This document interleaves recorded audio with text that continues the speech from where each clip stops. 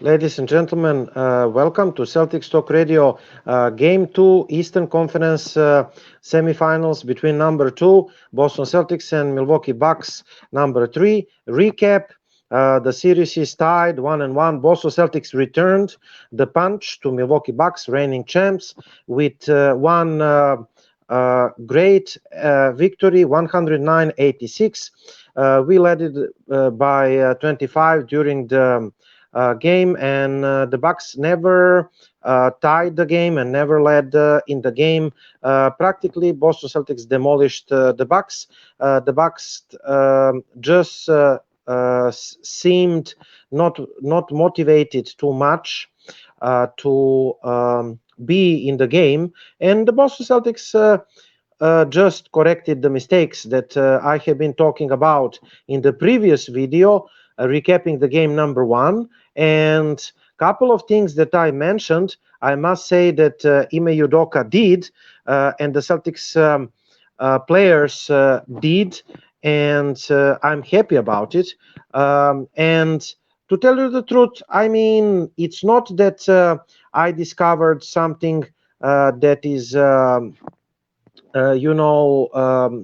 is unknown, or something that is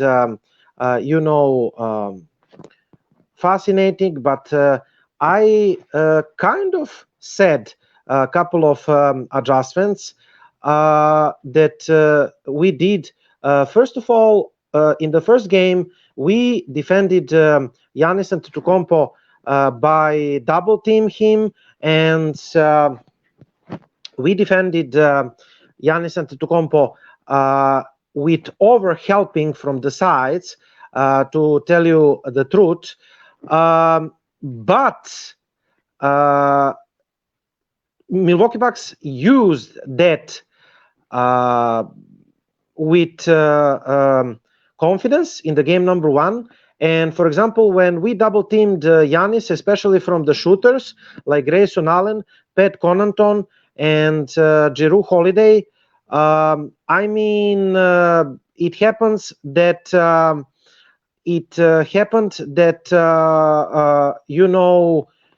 we just been demolished by the threes. This time, this game number 2.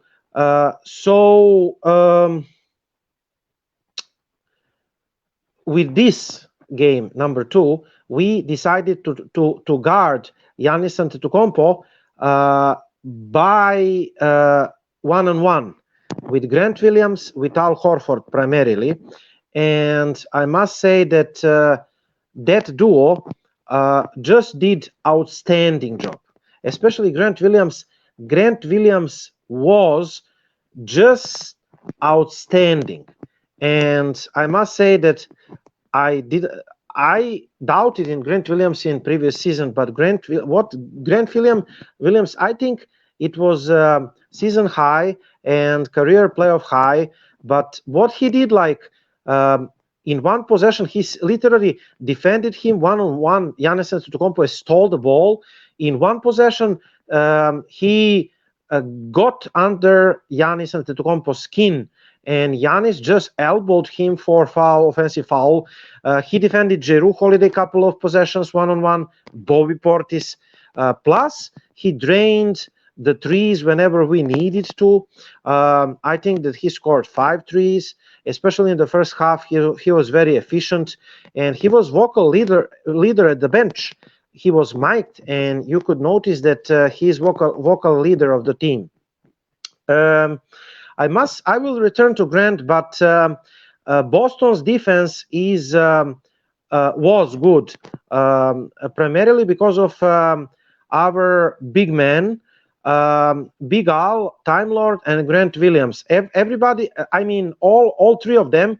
We didn't use Daniel Tice, but because of Al Horford or Alfred Horford, and Robert and Grant Williams, our big man rotation, all of them can switch, can defend pick and roll, in drop, in every coverage, can blitz in every pick and roll coverage that and scheme that you want. They can control the paint, and Al Horford and Grant Williams can defend Giannis Antetokounmpo one-on-one efficiently, efficient enough. Giannis Antetokounmpo, when he played against Time Lord, he bullied him under the basket. So Udoka in the next part of the series, Udoka just he doesn't have to sacrifice the heights to get the speed, because all three of them has very good speed in the offense. I mean, Grant Williams defended a couple of pick and rolls with drop. He is 6'6". He had wingspan of 6'10", and he contested stayed on pick and roll coverage in the switch with the guards, and he defended a couple of them, and he provided our defensive corrector Robert Williams to successfully block a couple of attacks. In game two, first couple of Boston Celtics attacks, I mean, when you look at the first couple of offensive possessions, half-court offensive possessions and attacks of Boston Celtics, you could see the Boston Celtics changed concept of the offense. I mean, first of all, they attacked the closeouts, and they attacked Milwaukee Bucks rotations. Okay, what does that mean? That means that we are not shooting in the first 10 or 15 seconds, and that means that we are not trying to do one dribble penetration, drive, kick off, and then shoot the first shoot. Never mind if it's open. I talk about it in the previous video, game one recap. You don't have to shoot the first shoot, even if it's open. So Peyton Pritchard, for example, missed like 4 threes in a row that way. Work Milwaukee Bucks defense. Do like Stan Van Gundy said the same during the game. And it is not nuclear science. Like drive, kick, off, then pass, then drive, kick, off. Make their defense work. Make their defense to switch. And we did it. We did it very successfully. We won because, first of all, Brown and Tatum were great. And we had X factor, like I said, in Grant Williams. Our bench was great. And our concept of the offense was, first, we were attacking closeouts and rotations. Horford did pick and roll, and not pick and pop. He was doing like pick and pop, pick and pop, pick and pop in the first game. He was efficient. But what we need to do more is attack the rim and going to the rim, because we are having very, very bad statistics in the interior. And I'm concerned because we won the game from the 3 points line. Okay, we scored 20 of 43 3-pointers. That's like a playoff record or something, or close to our playoff record of threes. I don't think it's sustainable. I don't think that we can shoot 23s and score 23s every single game. And listen, I was talking in the previous live about Milwaukee Bucks defense. Milwaukee Bucks defense wants you to do this. Milwaukee Bucks defense wants you to defeat them by 3-point shooting. And they are gambling with the defense that you cannot shoot and you cannot make advantage of 51 from the 3 points line. We scored 60 points from the threes. we scored 23s, and Milwaukee scored 3 3-pointers. Okay, that's like the fewest, fewest 3-pointers made in last 28 years of their playoff history, if I correctly understood Milwaukee Bucks announcers. Returning to Boston Celtics offense, we attacked closeouts and rotations. Horford did pick and roll instead of pick and pop. We did handoff for Jaylen Brown. It was very efficient. So the handoff, instead of Brown to be pick and roll ball handlers and to put the pick. And one more thing that is important. I think that we were setting the pick high from the 3-point line. Why this is important? Because they're playing pack line defense. I explained. They are putting, clogging the paint like one step away from the 3-point line. And what we were doing, we were setting the pick above the 3-point line.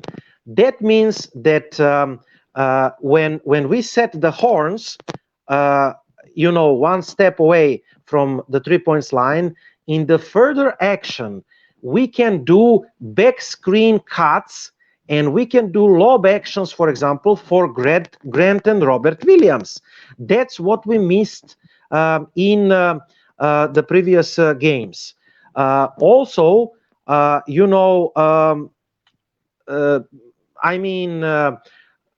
we closed the threes. We closed the threes and contested the threes to Milwaukee Bucks supporting cast. Holiday didn't have the good game like game number one. Giannis struggled 2 and 12.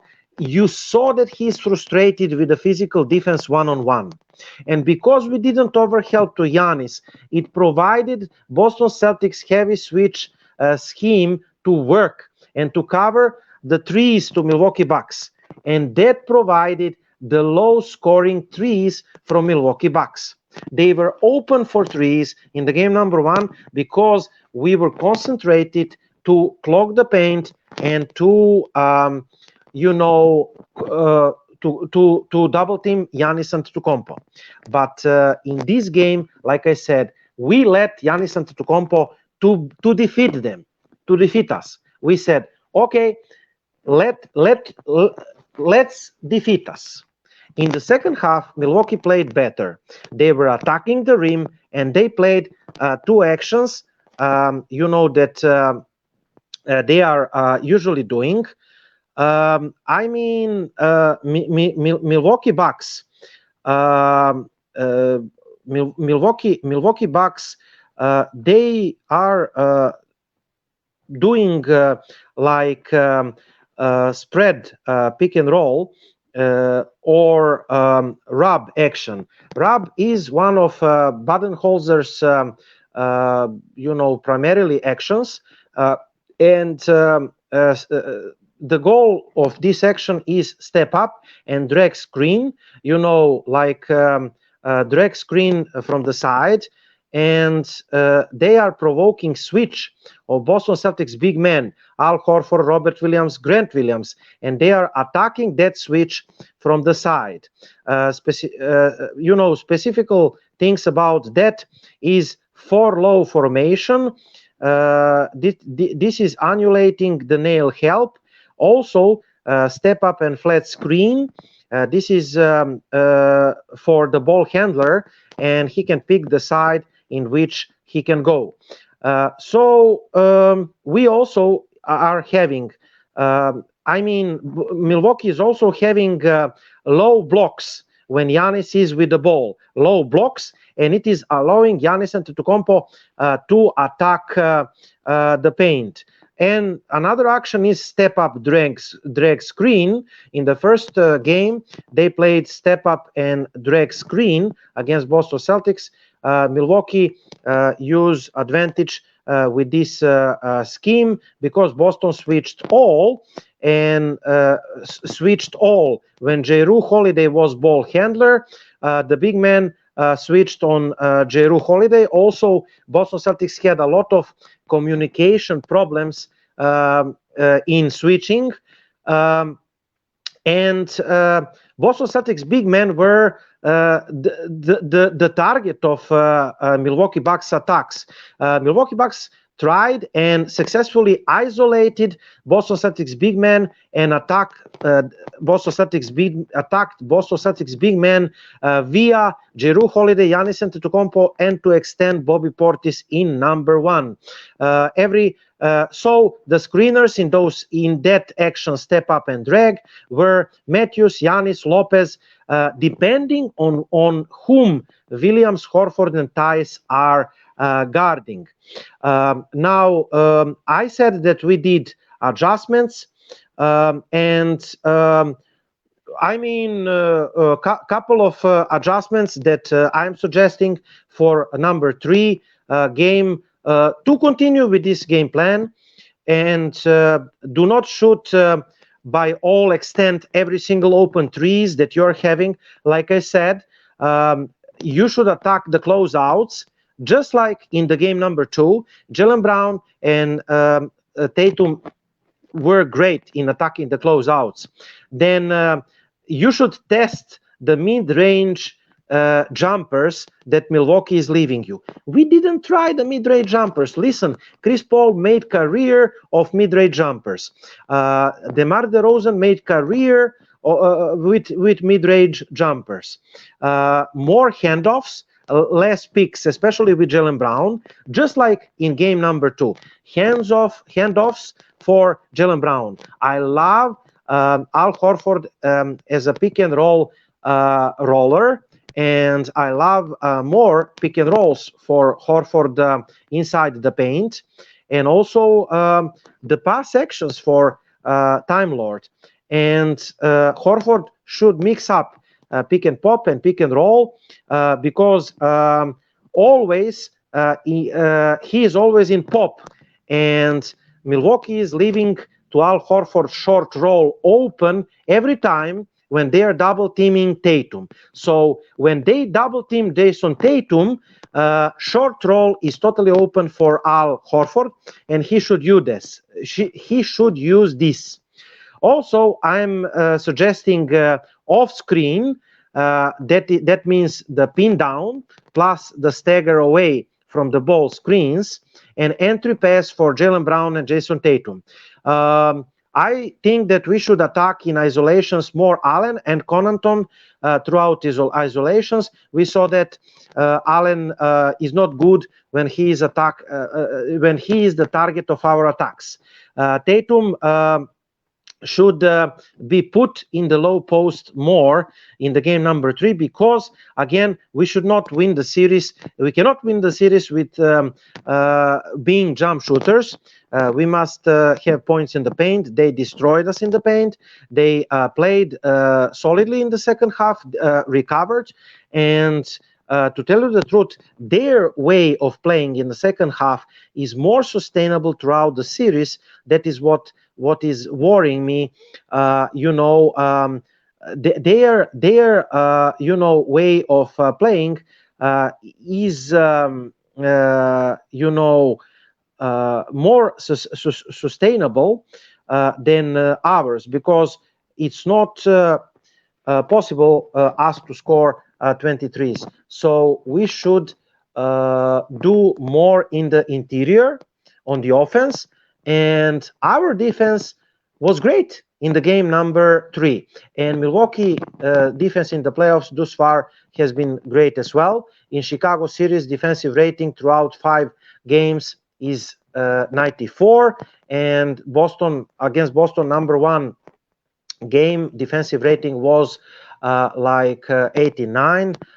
This game, Milwaukee Bucks didn't play well. Boston played motivated and great.